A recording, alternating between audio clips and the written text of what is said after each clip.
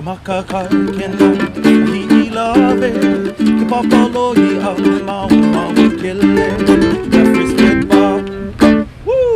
Man!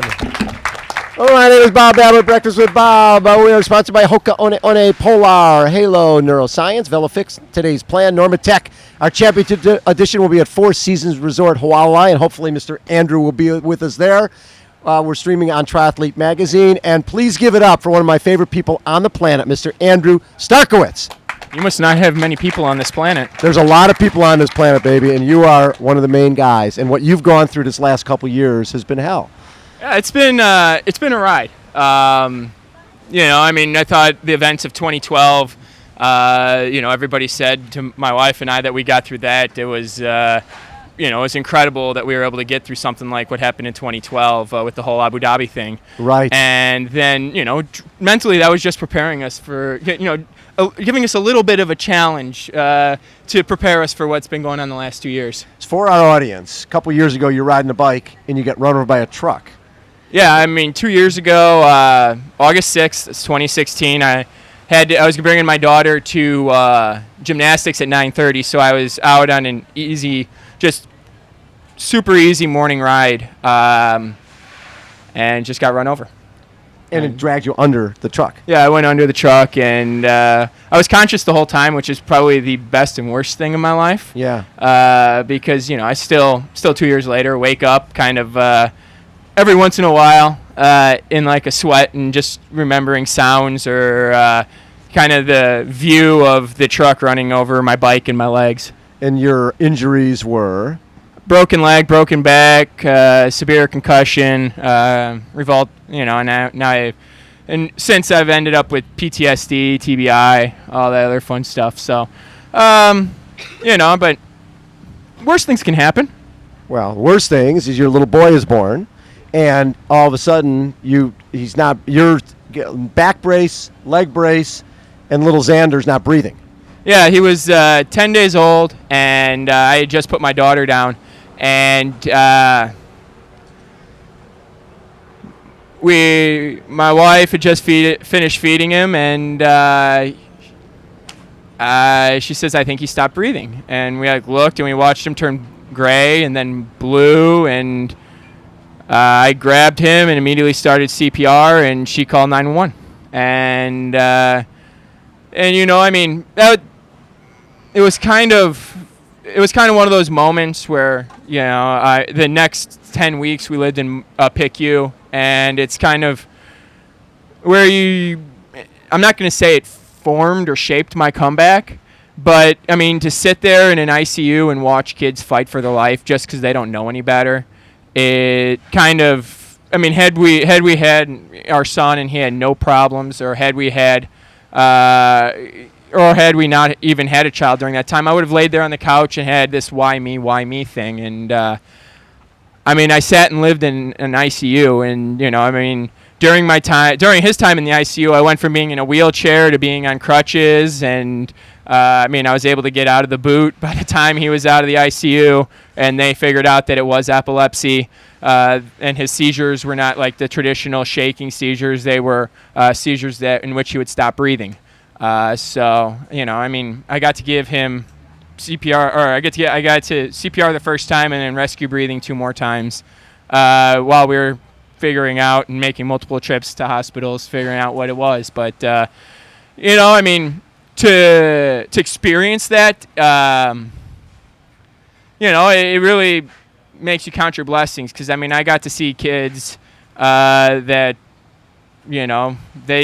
they didn't know any better. They just fought. Yeah, every day. So getting back on the bike, that I'm sure that was something that motivated you. Back on the bike and training again, a little bit of a relief to get away, but at the same time. Yeah, during that whole process, I wasn't even healthy enough to do any of that. That kind of just, in essence, filled time. Right. It allowed my body to heal and get healthy. And then starting in about, I think it was late December, I was finally, my back was strong enough that I was able to sit up on the stationary bike and just pedal, soft pedal. And, they said you can ride for 20 minutes. And I was like, okay, how many times a day? And it was, and we went, and pretty soon I was riding 3 times a day, an hour and a half by the middle or end of January. So, it was just these baby steps forward. And I mean, one of my coaches has always told me, inch by inch is cinch, yard by yard is hard. And I mean, the comeback into early 2017 was definitely an inch by inch thing.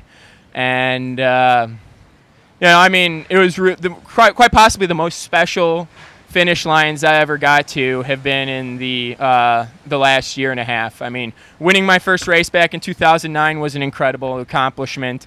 Winning my first iron distance and Ironman was cool.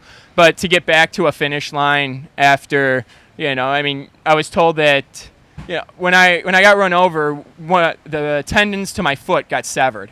So, I mean, anybody who knows anatomy, if you don't have tendons to your feet, you can't walk. And especially your big toe. And that one was fully severed and hanging out of my leg. And so they sewed that back together, and I just got really, really lucky that I was able to walk again.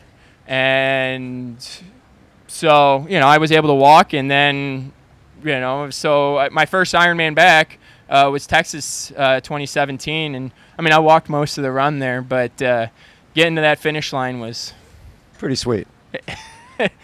It was beyond sweet. And my run split beat my bike split by like 2 minutes. So you're a big guy. So heat is an issue for you. Yes. And this summer, you went to Corey Stringer Institute to work on that. And what did you learn about your body? I'm screwed. So Javier, who was just up here, little information, he sweats 2 liters an hour at race pace, race temperature. So he's going to sweat about 5 liters an hour, 5 liters for the entire run. I sweat 4 liters an hour. So I will sweat about 12 liters on the run. And your body can absorb maybe 1.5 liters an hour if you get lucky. So, yeah, I'm screwed. Unless it's overcast, I'm in trouble. So, but on race day, last year we had 3 guys. We had Lionel, we had Sebi, and Cam Wurf bridge and make up 7 minutes and catch the guys by 60K or so out there on the bike course. Mm-hmm. Now we add another Uber cyclist, you, to the mix. How do you think that changes the game? I mean, traditionally, at least, I haven't raced Wurf or Sanders here, but the 2 times I've been here before, I've been going down Palani when Keenley gets on his bike. So right. It's we're Uber cyclists, but our talents, my talents lie in the swim bike, his are in the bike and run. Right. So we're both great bikers, but I mean, our races are separated by 5 minutes, and unless he's going to elevate his game in the water by 5 minutes, which I don't see happening. Right. Unless I just have a horrific swim. Yes. I really think the only times we'll see each other is at turnarounds. And so your philosophy will be get on the bike after that swim and just go hammer. Is there any other option? No. This is a non-drafting race, right? Yes. Right? And the rules, according to the rule book, are a 12-meter draft zone. And so if it is a 12-meter draft zone, there's really no reason to stay in a pack because you're not getting any sort of an advantage. None whatsoever. Oh, okay. I'm just clarifying things. So when you see that long line, you guys can either agree or disagree on whether there's an aerodynamic advantage. None whatsoever. Okay. Yeah. So what are your goals here? To win. I didn't come all the way back from not being able to walk, not being able to crawl, to finish second place. We are born, that sperm gets to the egg first. You're a champion. You're number 1.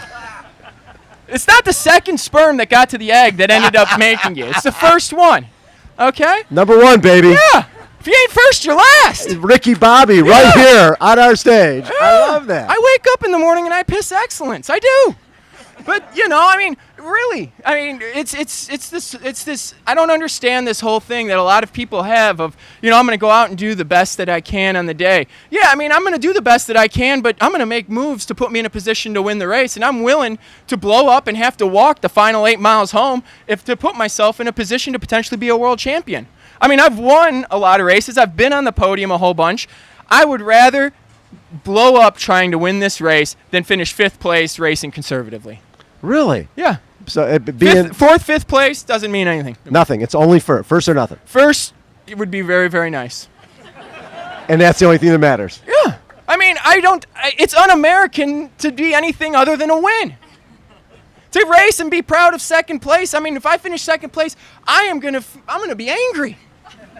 I'm gonna be angry. I am not the same athlete I was here in 2013 and 2014. I will never be that fit because I can't train that way because the injuries that I've gotten.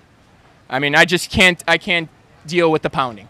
I mean, you're not supposed to break your back. Did you know that? Yeah, especially try to be an endurance athlete after that run. Yeah, you're not supposed to do that. But, having come back, I mean, I didn't come back to give it anything less than my best. And, I'm going to give it my best. But I'm also realistic. I want to win. There's nothing around it. I couldn't agree more. Now, one of the guys who's racing who could possibly win as well, guy named Javier Gomez. Talk a little bit about Javier Gomez. So, I mean, I've raced Javier for quite a few years. I think the first time we raced was 2009, 2010, maybe 2008. And, I mean, the one race I remember 2 races vividly. I remember LA Triathlon. It was Olympic distance, non-drafting. He passed me like half a mile from the finish line, and like I was standing still. And Bevan Doherty won that day, and he was chasing Bevan down. Like, I think he ran like the final mile in like 4:21 or 4:20. I mean, I was happy with running like 5:40s. Yes. But and you lose 1:40 in the final mile. I mean, what the hell?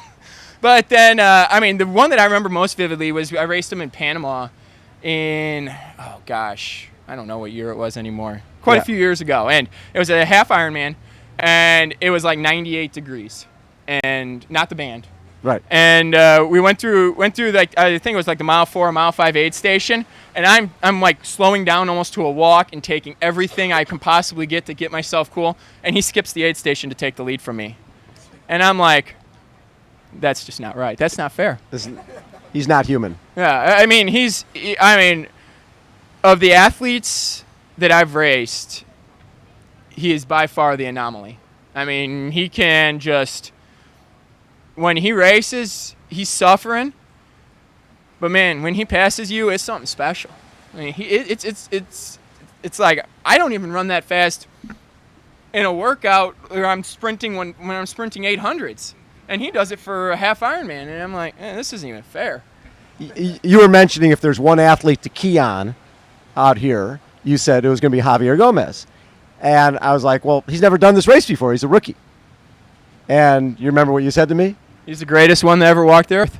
He is the greatest triathlete. What you saw up here before me was the greatest triathlete to ever walk this earth. And makes me all the more that I want to kick his ass. Ladies and gentlemen, Mr. Andrew Starykowicz. Poncho Man, take us out.